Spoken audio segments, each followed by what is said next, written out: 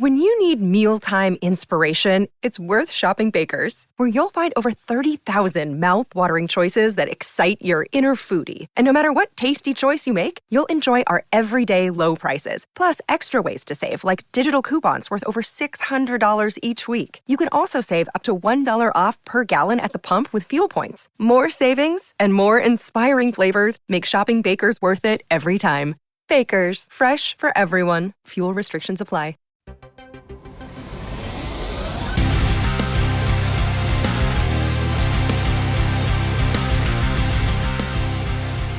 What is up, everyone? Welcome to this edition of There Can Only Be One, the podcast that puts together the all-star best of playlists of your favorite bands and artists, and a proud member of the Pantheon Podcast Network. Now, unless you've been hiding under a rock, you might have heard that No Doubt got back together and played at Coachella, and it instantly felt like the 90s all over again because they didn't miss a beat. Which leads us to a good time to kind of go through their discography and put together the There Can Only Be One list of No Doubt. And here to join me for this little trip down amnesia lane is my lovely wife, Carrie. Carrie, how are you doing today? I am doing great. How are you? There is no doubt that I'm feeling pretty good. Oh, yeah, I went there. Nice. I went there. Well done. I was really trying. Yeah. I was hoping for, an opening that I could have. Yeah.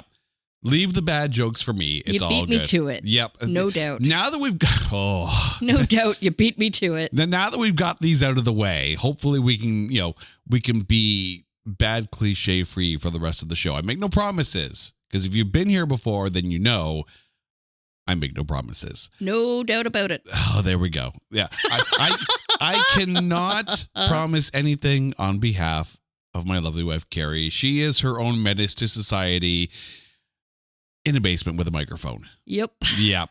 But here is what we are going to do. We are going to go through the 7-album discography of No Doubt. As always, we're not going to be doing any best ofs or live albums. So that means that the recently released The Set List not going to be on the table today. But that also means that their cover of It's My Life, which appeared on the singles collection, not in the mix. However, we will be covering the Everything in Time disc of rarities, B-sides, and remixes that was part of the Boombox box set, but then released a little bit later. So we will be covering that, but It's My Life, the cover song that they did, not in the mix for today.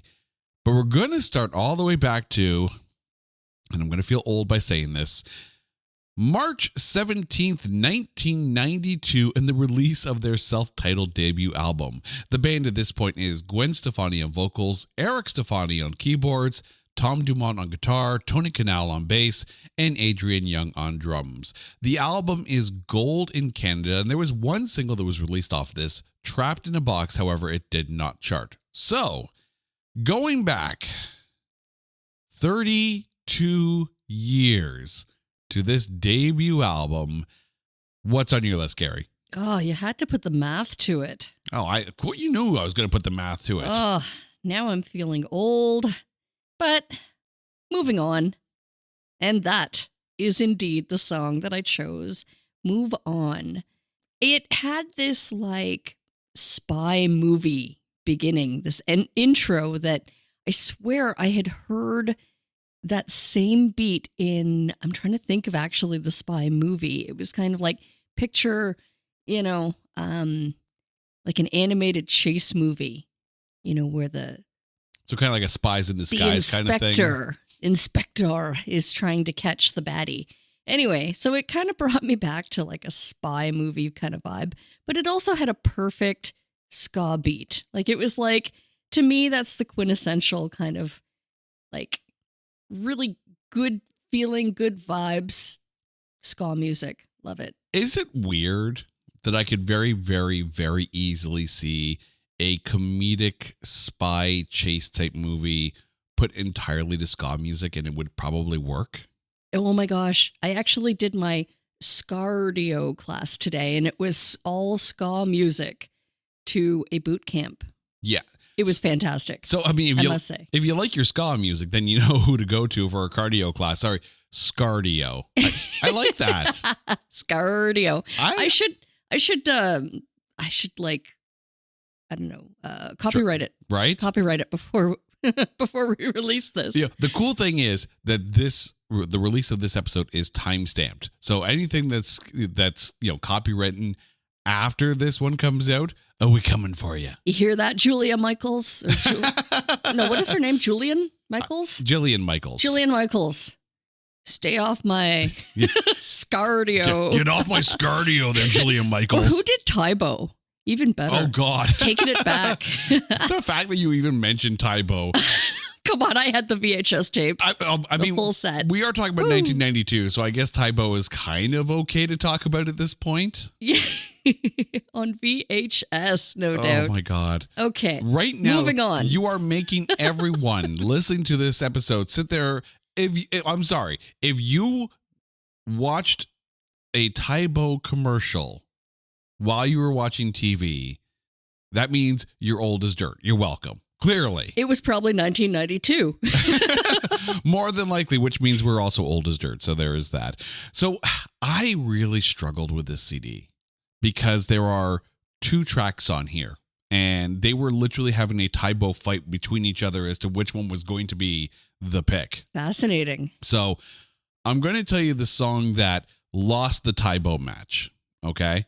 And that's one of the first songs on the album, Let's Get Back. That song, that's got some energy to it. That's got a lot of energy to it. But middle of the CD, there's Doormat.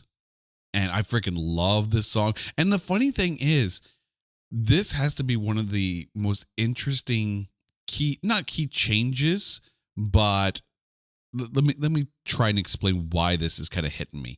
So the song starts and it's got this your typical very happy kind of chord progression going on, and then you get to the verse, and then it's almost like it fits into like a minor key, and then it cuts back to the happy part during the chorus, and it's shifting back in between these two, and I'm like, there is a lot going on with this song as far as composition and texture wise.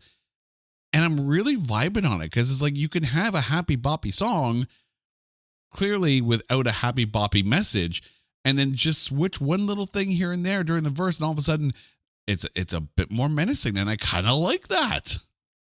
See, that's so cool that you bring out like the musicality behind it and can really speak from that angle. I had written down another song as well, and I am curious. I have a bit of music trivia for you. Okay. Okay. So what came first? The 1992 No Doubt's self-titled first release album or System of a Down? System of a Down came out way later, I think. Way later? Yeah. Okay, because there is a song on this album, and it's a little something refreshing. And I swear to goodness, listening to this, it really made me think of that System of a Down pepperoni, mushrooms, peppers. It's like the whole like pizza, the pizza order. Okay. In the song. I don't remember what the song is called, but it was like. All right. So the song is actually called Chicken Stew off of System of a Down, Steal This Album. I'm going to give you the dramatic reading of the verse here. So just hear me out. What a splendid pie. Pizza pie. Every minute and every second. Bye. Bye. Oh God, he's turned into like Christopher Walken. What a splendid pie. Pizza pie. Every minute and every second. Bye. Bye. Pepperoni and green peppers. Mushrooms. Olives. Chives. Pepperoni and green peppers. Mushrooms. Olives. Chives. That is literally the William Shatner version of System of a Down. So now I feel like we have to find the lyrics to A Little Something Refreshing, because to me, it sounded exactly like the pizza order of the pizza pie. Anyway, I digress. It's not my song. Let's move on. Which I now want to hear a dramatic reading of lyrics that should not be dramatically read. Oh, that would be fun. Right? Like, and that's the start of it right there. at that point, and like in a very thespian accent, enunciating every word, putting the proper emphasis on the syllables. Yes, do it. Make it happen. Although now, and I'm sorry if you're a System of a Down fan, dear listeners, we just completely that song for you. Yeah, I can't even apologize. I had fun. Hey, it's Kaylee Cuoco for Priceline. Ready to go to your happy place for a happy price? Well, why didn't you say so? Just download the Priceline app right now and save up to 60% on hotels. So whether it's Cousin Kevin's Kazoo Concert in Kansas City, go Kevin, or Becky's Bachelorette Bash in Bermuda, you never have to miss a trip ever again. So download the Priceline app today. Your savings are waiting. Go to your happy place for a happy price. Go to your happy price, Priceline. Moving on to March 25th in 1995, we get to the Beacon Street Collection. This album unfortunately did not chart. Neither did the two singles, Squeal and Doghouse. This was released independently and then eventually re-released by the major label once Tragic Kingdom kind of blew up. But off of the Beacon Street Collection, what's on your list? I went with Snakes because of the hard-hitting guitar intro, which, funny enough, usually I tend to stray away from any guitar solos, but it was just so different from the other songs on the album. That song had a really cool groove to it. And I'm not going to lie, like I was really digging on this album. Like you could hear kind of the beginnings of what Tragic Kingdom was going to be. And let's be honest, Tragic Kingdom is the album, capital T, capital H, capital E, the album for no doubt. But you can hear where a lot of those early, the seeds are being planted with this album here. I ended up going with Open the Gate. This has got a bit more of a raw feel to it, but there were a couple of songs that I had to put on my list here. Total Hate 95 was also on the short list, and Greener Pastures. Now, this is a bit of a slower, bit of a darker song, but I mean, I have said it before, I'm a bassist, so I'm a sucker for a bass tone.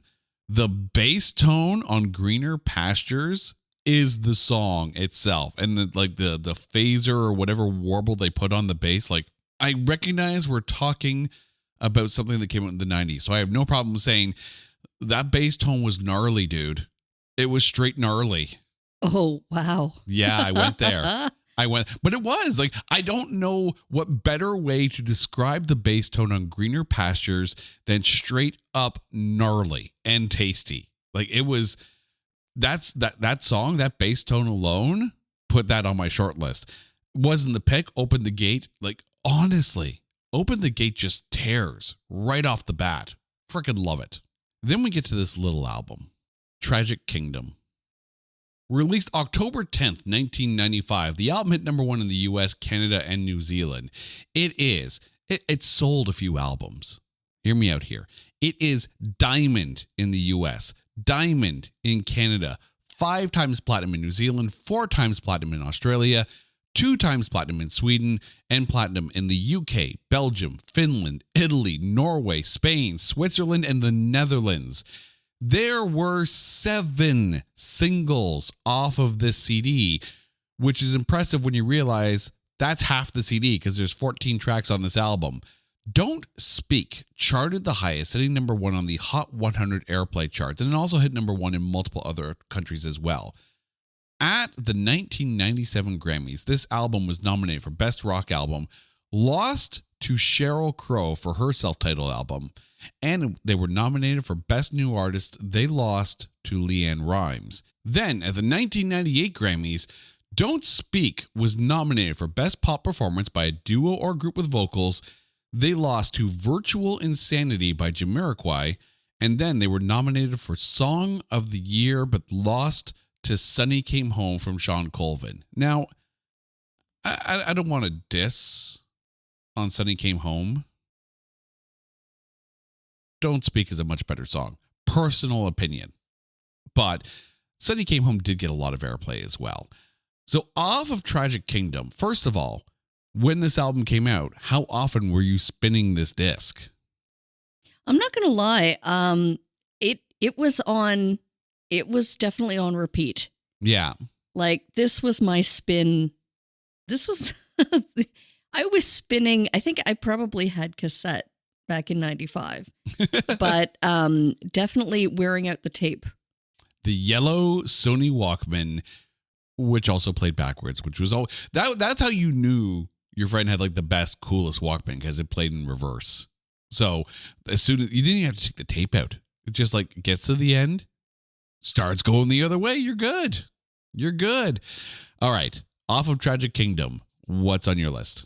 See, this album made it difficult for me because when I was tasked with covering No Doubt, I told myself, I gave myself an additional challenge that I'm not going to pick any of the radio play or any of the major hits. Now keep in mind, 7 singles. I know. And this album made it impossible to keep to that. So dear listeners, I tried. And for the most part, my picks will indicate that I kind of went more with the B-side choices, but not from this album. This album, I had to go Don't Speak.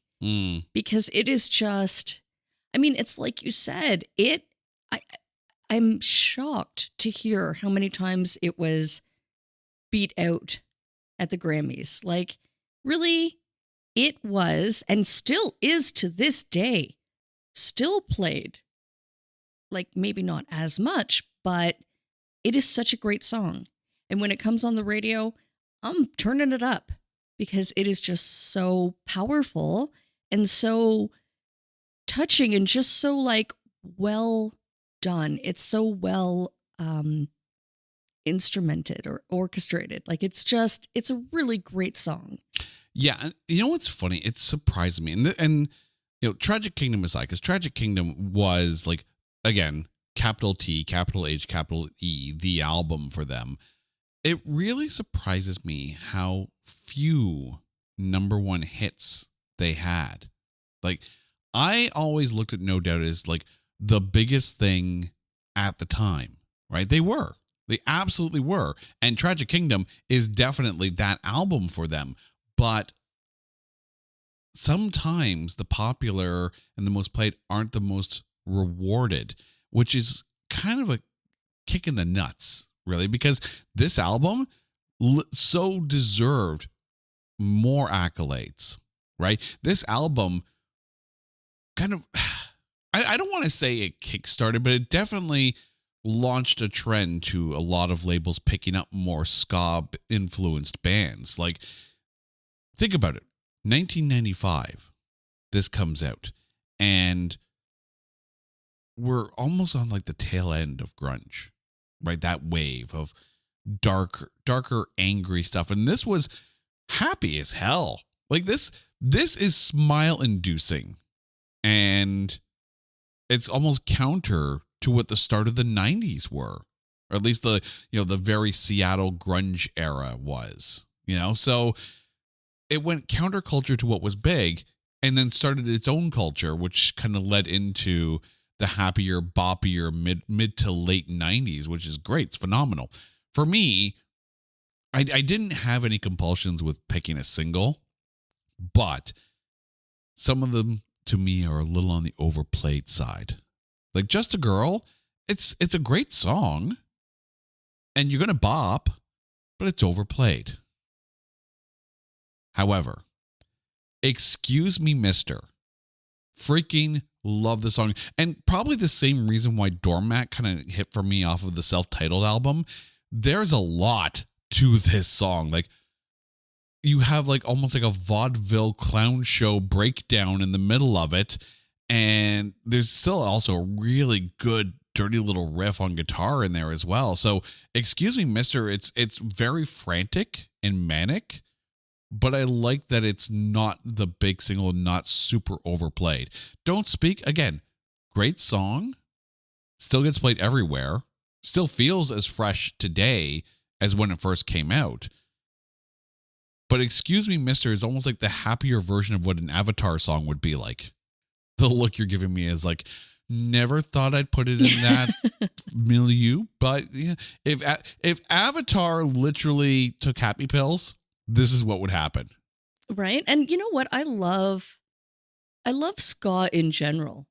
Like, there's just something about, lyrically, it could be the darkest subject matter.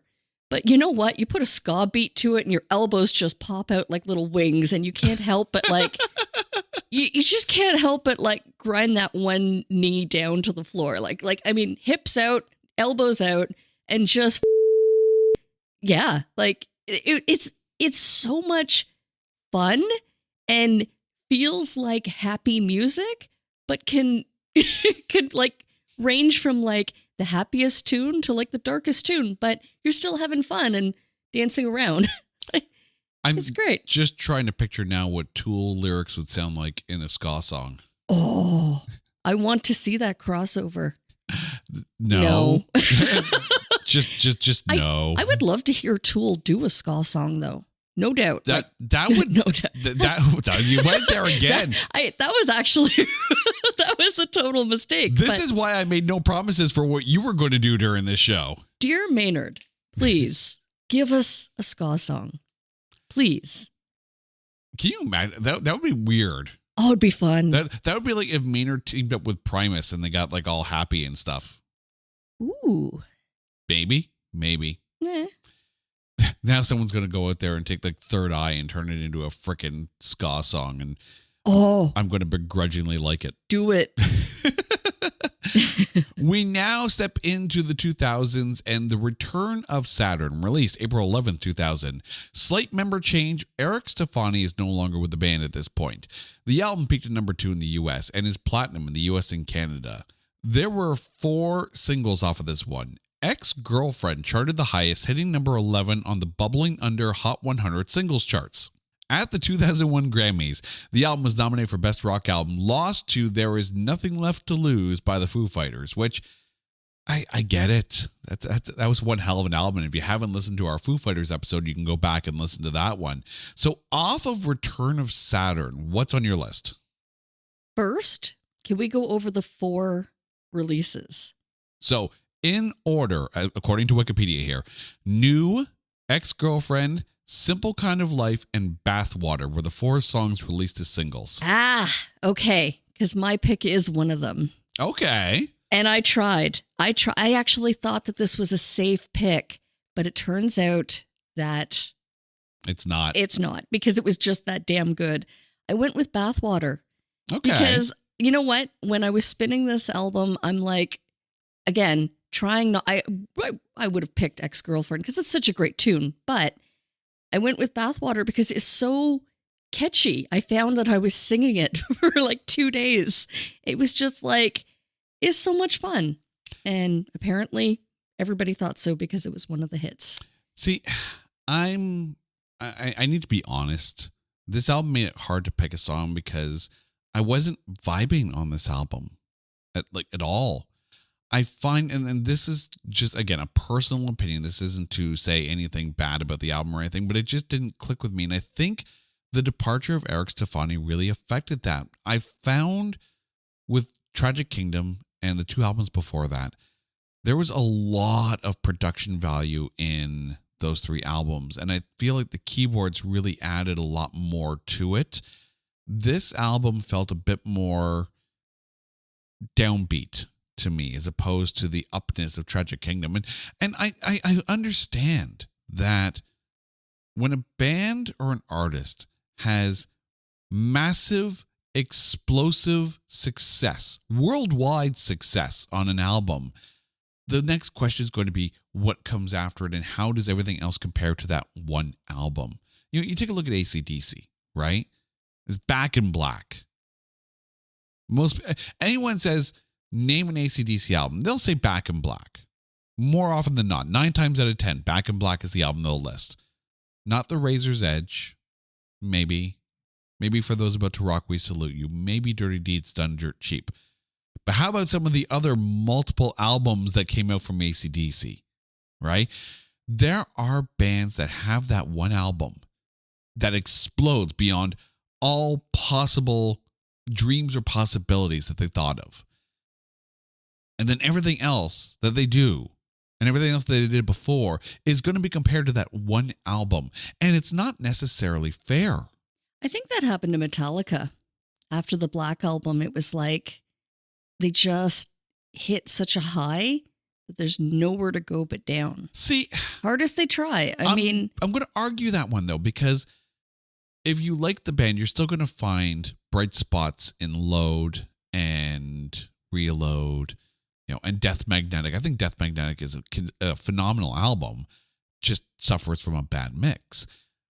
I think with No Doubt, and maybe it's the departure of Eric Stefani, but there was a tonal shift from the up of Tragic Kingdom to everything else that came afterwards. But we'll get to the later albums in a bit. But I think when you have such monumental success with one album, and then everything else has to compare. Look at some of the pop stars of the 80s, right? Tiffany comes out with her big album, and then everything else is compared to that album, right? Nothing compares to that very first album. Skid Row, right? You get the first album that comes out, and then you get Slave to the Grind, and then you're probably going to be very hard pressed for other people to be able to name other Skid Row albums aside from Slave to the Grind and their self-titled album. Same thing with Queensryche. We covered them recently on the show. Empire comes out. It explodes everywhere. Silent Lucidity is like the song of that year. And then everything else is compared to Empire, fairly or unfairly. Massive success has an effect on other albums and the perception of the general public. Fans are still going to love them, but the general, not necessarily music aficionados, but just music listeners are going to compare the big songs to everything else. So this album, to me, it was harder to pick, but there was still New off of this. And New is definitely my pick for this. Nothing else on the album really stood out for me. Even Ex-Girlfriend. It's an okay song. It's not new. New is the good song for me off this, and New was definitely a single, but I get that Ex-Girlfriend was the one that got the most radio play. But I just found this album harder to pick from, and maybe it's that come down from Tragic Kingdom. Because I try to listen to the albums in order, and then you're here, and then you're down here, as far as a mood and a tone goes. It's a shift. And maybe you're the same way too. When you listen to an artist that you like, but they have different styles to the songs that they put together. Like, they're not just every song. They're not AC/DC. AC/DC is every song is the same. The Ramones, every song is the same, right? When you have a band like No Doubt that is able to touch on different styles, are you listening for a specific style? That's a great question, because I found myself really trying to open my mind from straying away from just picking like the perfect quintessential ska song. Yeah. Or at least happy boppy poppy song. But I compare No Doubt and the range of Gwen Stefani's vocals to Pink. As much as I love Pink, it's like she can either go like beautifully melodic, like the most beautiful song singing voice, or like some power vocals and just freaking kill it on a more upbeat song. Yeah. So I found that No Doubt very much the same. It was like, style-wise, you could go one direction or the other, and both are good, right? But it all depends on the mood and what sticks. Yeah. Now moving on to Rock Steady, released December 11th, 2001. Quick little note here. Guest appearances on this album by Rick Ocasek and Prince. The album peaked at number 9 in the US and is double platinum in the States and platinum in Canada. There were 4 singles off of this one. Underneath It All charted the highest, hitting number 3 on the Billboard charts, although it should be noted, Hey Baby did better in other countries than Underneath It All did, except for in the States, where Underneath It All was the highest charting song. At the 2003 Grammys, Hella Good was nominated for Best Dance Recording, lost to Dirty Vegas for Days Go By. Hey Baby actually won the Best Pop Performance by a Duo or Group with Vocals, and the album was nominated for Best Pop Vocal Album. They lost to Norah Jones for Come Away With Me. And at the 2004 Grammys, Underneath It All won for Best Pop Performance by a Duo or Group with Vocals. So off of Rocksteady, what's your pick? I went with Running because it's such a pretty song. This album, to me, the album fared better for me than Return to Saturn did. Like, absolutely.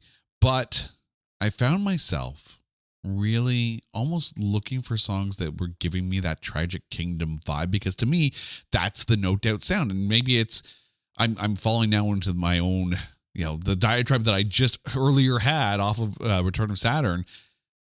I kind of found myself falling into that vibe, but for what it's worth, Platinum Blonde Life was the song that I went with because it has that upbeat, that up feel to it.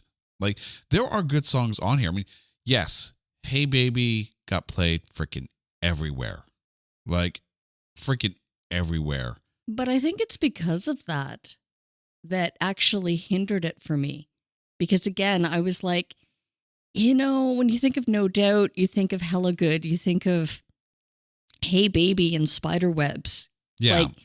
So I really tried to break away from choosing the obvious. Yeah. And Hella Good, I mean, I've played Hella Good before. It's kind of a boring song when you're playing it. Like, okay, cool. Yeah, people will dance to it. It's okay. But Underneath It All, like, I get Underneath It All because it's almost like a down-tempoed ska song. Like, it's almost like a ska ballad, if a ska ballad could exist. And I have no problem with that song. But to me, what was hitting me was Platinum Blonde Life. We now get to the one compilation we're going to do, Everything in Time, B-sides, rarities, and remixes. Released October 12th, 2004. However, it was originally part of the Boombox box set that was released in 2003. Peaked at number 182 in the US. So off of Everything in Time, what's on your list? I found this was a challenging album for me. Like, I listened through it twice because I'm like, nothing is standing out on the first listen. Yeah. And then I found myself going back to Oi to the World. And only because I remember hearing it around Christmas time, or like that stretch right before Christmas where the radio was playing kind of like the unknown and not often played or overplayed Christmas themed songs. Yeah. And this one had come on and I'm like, I've never even heard this song before. So, okay, maybe it just brought me back to thoughts of Christmas. But it was really the only choice that I had off of this album. And that's not really a good thing. No, and I do get that. I mean, I'll admit, the first few songs on this album, I'm like, oh, okay, so there's a reason why they're B-sides. Like, it really, they felt slow and plodding. I will fully agree with you. However, yes, Oi to the World, their cover of the Bad Brain song, is on my short list. But You're So Foxy. But yes, my pick is also You're So Foxy. But yeah, see what I did there? Oh, see, I thought you were just being cute. Right? Foxy lady. Foxy. No. You're So Foxy is so up and so boppy and so good that I'm sorry, there are a number of songs off of Return of Saturn and Rocksteady that I would have replaced with You're So Foxy. It's that good a song. It's interesting because I was going to ask you, I was going to turn the question that if it weren't on this album. Yeah, no, like, would you pick it? This should have been on, like, if this was the song or a song on Return of Saturn, this would have been the pick. If this song was on Rocksteady, I mean, don't get me wrong, Platinum Blonde Life was a decent song, but this song probably would have been my pick if it was on Rocksteady. If this was on Tragic Kingdom, it would have been harder. It would have been harder. But Excuse Me, Mister is a damn good song. But to me, You're So Foxy should have been a release. It should have been out there and not as a B-side. It's that. So every now and then, a B-side song, you're like, holy crap, this why was this not on an album? Like, remember when we did the Foo Fighters episode and we were talking about how we couldn't do their greatest hits because rules of the show, because I'm a dick to myself, which meant that I couldn't pick Wheels, which was off their greatest hits album and was only ever put on their greatest hits album. And I couldn't pick it. And it's a shame because Wheels might actually would have been my only one pick from Foo Fighters. Same thing when we did the Tom Petty episode with our good friend Brian Colburn over on my weekly mixtape. The greatest hits Tom Petty album was the only place for Mary Jane's Last Dance. So it couldn't be picked by anyone. And I'm sure there are people out there who would sit there and say Mary Jane's Last Dance is their favorite Tom Petty song. That would without a doubt be my pick. Yeah. But I mean, I'm really, really happy that this was on the Rarity CD and it was released and we were able to talk about it. This song should have been on a regular studio release. It's that good. So for whatever reason that it didn't get on an album, I'm happy it's here and I'm happy we get to talk about it, even though we still don't get to talk about their cover of It's My Life. That's a good song, but we don't get to pick it. At last, we arrive at Push and Shove, released September 21st, 2012, 11 years after the release of Rocksteady, their previous studio release. The album peaked at number 3 on the US charts. There were 2 singles off of this. Settle Down peaked the highest, hitting number 34 on the Billboard charts. So, off of Push and Shove, what'd you go with? I went with Push and Shove. I don't know, this album, it started to lose me after a while. And I found myself questioning, is it because it was almost 10 years later? Like, I don't know. Is it too late for No Doubt at this point? Like, I don't think it is. And it's funny you mentioned that because of the 3 post-Tragic Kingdom studio albums, I think Push and Shove was actually the best of the 3. Like, that may be a bold statement, but I was vibing into this again. And this is actually a first listen for me. I have never actually listened to this album before. Like I'm like you. I kind of dropped off after Rocksteady because, Gwen Stefani was doing her solo career and No Doubt kind of fell off the face of the planet. And then all of a sudden they come back for this album and there are some good songs off of this. Remind me again, you mentioned 3 releases. Yeah. What were those? So Return of Saturn, Yeah. Rocksteady, and then this. Yeah. Yeah. See, I don't know. And I think that truly I picked Push and Shove because of the special guest appearance by Major Lazer. Yeah, I get that. That one didn't do it for me. It didn't. There were a few songs on here that actually made my short list. Looking Hot is definitely on the short list. But to me, it's One More Summer. That one's got almost like, this might be one of their more sing-along-y songs for me. Wow. I have to give it another listen because by the time I got to this album, I was like, and skip quickly and not digging it and no diggity, no doubt. See, I'm this is gonna be one of those things where See what I did? Yeah, you there? did. I did. Oh my God. Yeah. Dear world. I broke the internet. I apologize profusely for the things that come out of my lovely wife's mouth. I'm sorry. Okay, so this album, and this would be an interesting one. This is like almost like the perfect test of what your backwards playing tape deck should have been. To me, what would have been like side A of this cassette is really good. Like, Settle Down's a good song. Looking Hot's great. One More Summer is my pick. Push and Shove is your pick. Like, those first 4 songs on that album, like, is going to make side A pop really good. I'll give you that the second side, maybe not so much, although Dreaming the Same Dream I was kind of grooving into as well. But what would have been side A of a cassette version of this album is, in my opinion, better than the entire disc of Return of Saturn. I don't mean, I'm sorry if it feels like I'm kind of ripping on Return of Saturn. That CD just did not sit with me well. This brought me back into it, and I was kind of vibing on a lot of these songs. I think there's something to be said about time away and then coming back. And I'm going to, reference 2 more episodes of the podcast that we have done. Tesla at one point took a 10-year break. And then when they came back, it's like, cool, this is actually a phenomenal album.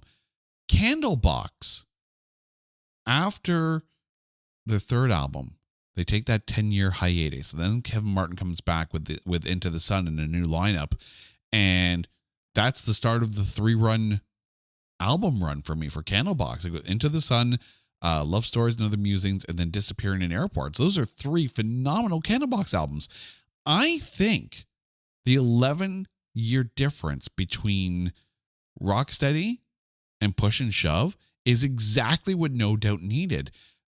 And coming off of that Coachella set list, if No Doubt were to come out with a new album now, I think it would be well received. I think it would be like enough time has passed that new ideas have probably come to the forefront. And that's a problem too with a lot of bands. You put out a big album and then the studio's like, all right, cool. Where's another? Where's another? And where's another? Right? You only have so much special sauce in the tank in order to be able to pump out those good songs. So I think if No Doubt were to come out with a new album now, I'm all for it. And I have a feeling it'd be just the bop that the world needs. If Push and Shove is any indication. Maybe you do. Maybe you need to give it another listen. But I found this one was actually better as an album than the other 2. Maybe the songs, the singles, weren't as powerful as something like Hey Baby or Hella Good on a single level. But I think it's a better album.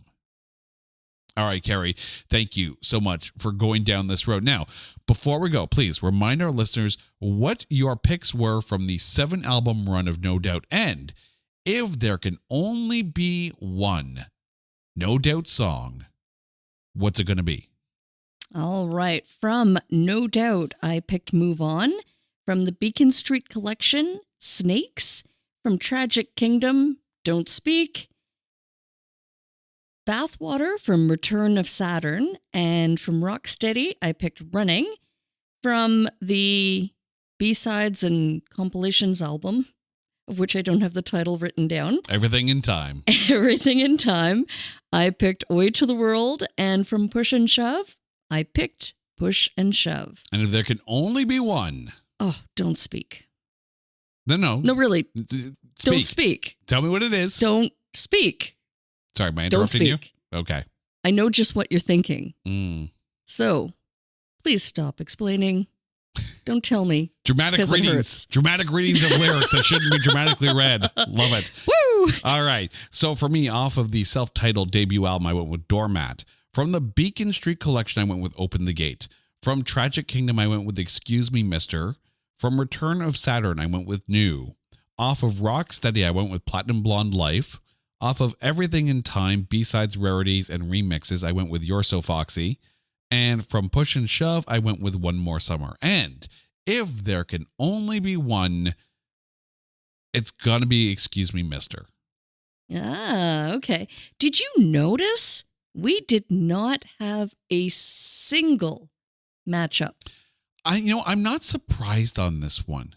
Really? And I say that because this is one of those times when I knew we weren't going to match up, because we do listen to music very, very differently. When we did the Queensryche episode, again, it was one of those things where I was a Queensryche fan before and you kind of got converted into one because you want some of this, you got to be a Queensryche fan, okay? So clearly you have drank the Kool-Aid, but it was in the fine print. It was in the fine print, actually. But those likes are probably going to be influenced more off of me. We both knew No Doubt before we got into this, so we had our own opinions. And because you and I listen to music very differently, I'm not surprised. I am surprised I didn't end up going with Underneath at all, because I thought that was a good song. Don't Speak, I knew I wasn't going to pick that one, but had we lined up on some of the Bop Here ones, I wouldn't have been surprised there too. But again, this is why a show like this exists, because you could ask 50 different people for their picks on these albums. And yes, you'll have some lineups, but you'd be hard pressed, I think, to have identical lists at all. Like, I will be surprised if ever on this show we ever line up perfectly on every single album. Like, I don't think it can happen. I really don't think the law of averages will not allow for that to ever happen. And if it ever does, we may have to shut the show down, because at that point we've like, oh no, that would be what breaks it. At that point we'll have sat there and said we've now done everything we can. That's it. Either that, or just without a doubt, the songs that we pick are so incredibly spectacular off of each album. Yeah, I mean, like, it's possible. The more albums in the discography, the harder it's going to be too. Because again, you are then adding more variables to the equation. Well, I think adding the challenge was when I was like, I'm not going to pick the radio play. I'm not going to pick the big hits from No Doubt because of Gwen Stefani's range, because she can do so much more. Yeah, and they're not a band that just puts out like an album which is one big song and then like 50 minutes of filler. They don't do that. Well, can I just say too that it depends on your mood? Oh, right? Yes, very much so. If I'm looking for something up and boppy, then that would completely sway my choices versus, if I'm kind of feeling something heavier, then I might go for the slower, more melodic Don't Speak. Yeah. I mean, there's the thing too. Like, you go back to the, to their second album. Like, when I picked Open the Gate, like that's a bop, right? That's a hard hitting, hard driver kind of thing. But if I was in a moodier mood, might be Greener Pastures, So there's a lot for you, no matter what kind of mood you're in the No Doubt discography. And if you want to hear the songs that we picked for our list, go to our website at notthatbadcast.com and go to the episode page where you'll be able to see the playlists embedded of our picks onto the episode page. And there's a comment section there. So let us know what songs would have made your list, and let's see if you match up with what we went with. Carrie, thank you so much for this. And dear listeners, you guys know the drill. If there is an artist that you want us to cover on There Can Only Be One, or an album you want us to cover on Spin Shuffle Skip, hit us up on social media at OnlyOneCast, or go to that website, notthatbadcast.com, and drop us a line. While you're there, check out our Coming Soon page. Until next time, she's Carrie. I'm Jay. You guys are awesome. This is There Can Only Be One, a proud member of the Pantheon Podcast Network. Take care.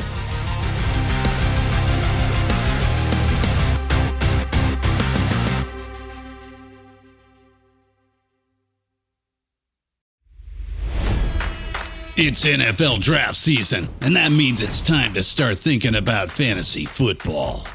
FantasyPoints.com features industry-leading experts and prognosticators using proprietary hand-charted data to help you score more fantasy points. FantasyPoints.com is the place to go for whatever kind of fantasy football you play. Whether you play fantasy football, daily fantasy sports, or do a little bit of everything, Fantasy Points has the meticulously researched content to guide you to victory. And why wait for the fall? Fantasy Points also covers the new spring football league, the UFL. Join the guru, John Hansen, Scott Barrett, Joe Dolan, and other massive names in the fantasy football universe with an exclusive offer. Use code Pantheon for 15% off any Fantasy Points package, including the all-in package, with access to every article, tool, and data nugget that Fantasy Points has to offer. That's FantasyPoints.com and code Pantheon for 15% off at Fantasy Points. FantasyPoints.com, code Pantheon. Score more fantasy points.